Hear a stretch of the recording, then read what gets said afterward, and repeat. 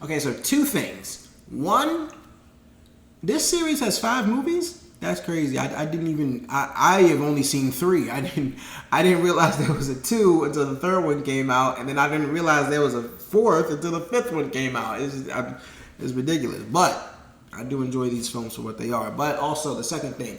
So the guy in my TikTok comments who under my Forge review said that it's a Christian movie. Nobody would ever say a Christian movie is bad. This one is. But the message is really strong. But it's not that good of a movie. And it's okay to say that. It happens. It's a movie.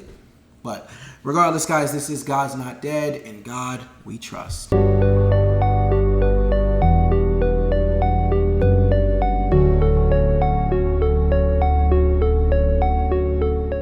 Hey guys, it's your guy in the chair here, and look, this is my review for God's Not Dead, In God We Trust, starring David A.R. White, Ray Wise, Samari Armstrong, and Dean Cain, and it was directed by Vance Knoll. And our story basically follows David Hill, Reverend David Hill, I should say, running for Congress after a nominee. What do they call them? Candidates? I call them a nominee. Candidate dropped out, or something happened to the candidate, and essentially he starts to run, and he's running against a guy who thinks he's literally going to run away with this election now. But little does he know, Reverend David Hill has God on his side, and when you have God on your side, you can't lose.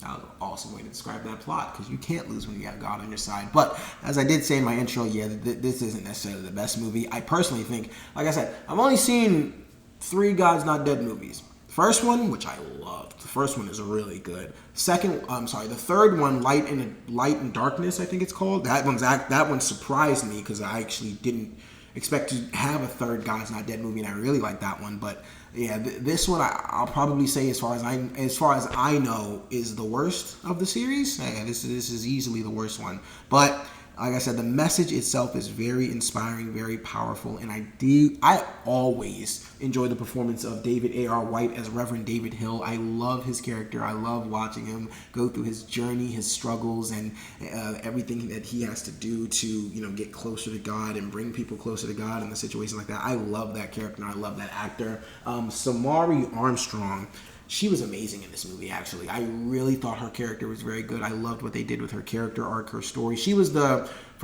don't know the character's name herself, but Samari Armstrong played basically the person that helped David out. I'm not into politics, so I don't know what the person's name is, but she basically ran his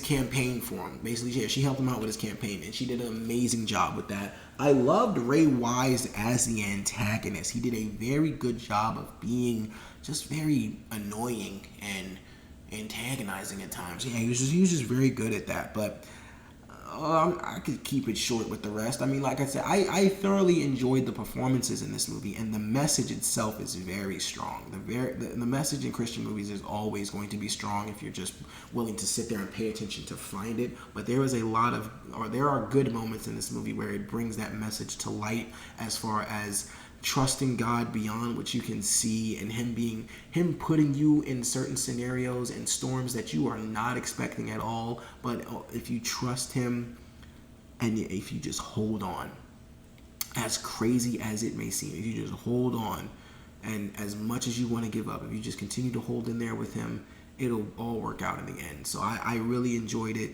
very much for that message itself. But as far as it's so crazy, because it's like, now that I'm thinking about it, who would really sit there and criticize a Christian movie's dialogue? But sometimes it does get pretty bad and get pretty corny. I won't lie to you. This teetered on that level of bad and corny, but there were some serviceable moments in there too.